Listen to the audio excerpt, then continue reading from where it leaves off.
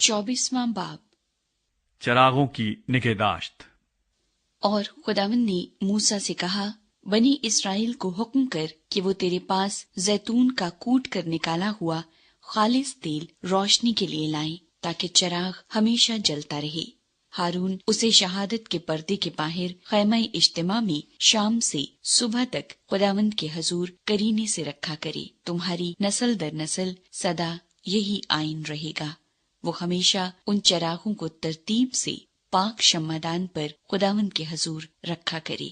اور تو میدہ لے کر 12 گردے پکانا، ہر ایک گردے میں ایفا کے 2/2 حصے کے برابر میدہ ہو، اور تو ان کو 2 قطاریں کر کے ہر قطار میں 6 روٹیاں پاک میز پر خداوند کے حضور رکھنا۔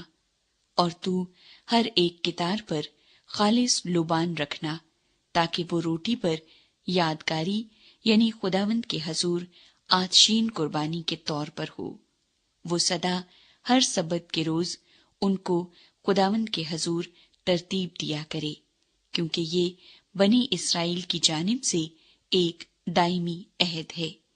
اور یہ روٹیاں ہارون اور اس کے بیٹوں کی ہوں گی، وہ ان کو کسی پاک جگہ میں کھائیں، کیونکہ وہ ایک جاویدانی آئین کے مطابق خداوند کی آتشین قربانیوں میں سے ہارون کے لیے نہایت پاک ہیں۔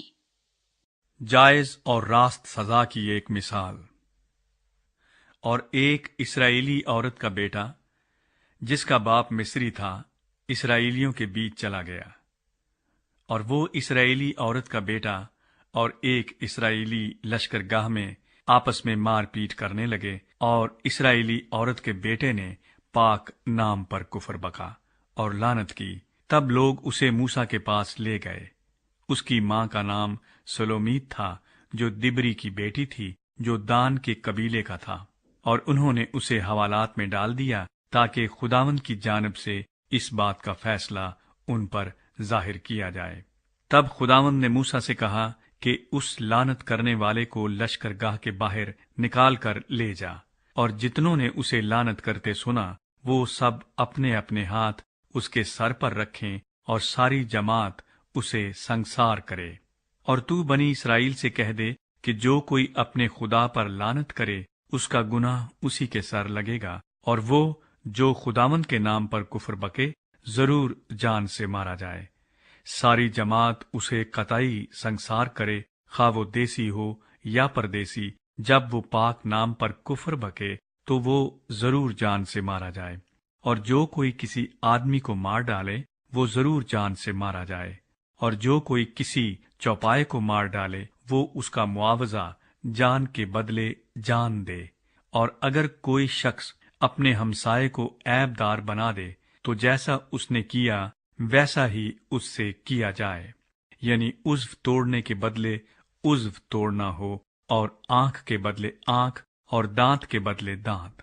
جیسا عیب اس نے دوسرے آدمی میں پیدا کر دیا ہے ویسا ہی اس میں بھی کر دیا جائے۔ الغرض جو کوئی کسی چوپائے کو مار ڈالے وہ اس کا معاوضہ دے، پر انسان کا قاتل جان سے مارا جائے۔ تم ایک ہی طرح کا قانون دیسی اور پردیسی دونوں کے لیے رکھنا، کیونکہ میں خداوند تمہارا خدا ہوں۔ اور موسیٰ نے یہ بنی اسرائیل کو بتایا، پس وہ اس لعنت کرنے والے کو نکال کر لشکر گاہ کے باہر لے گئے اور اسے سنگسار کر دیا۔ سو بنی اسرائیل نے جیسا خداوند نے موسیٰ کو حکم دیا تھا ویسا ہی کیا۔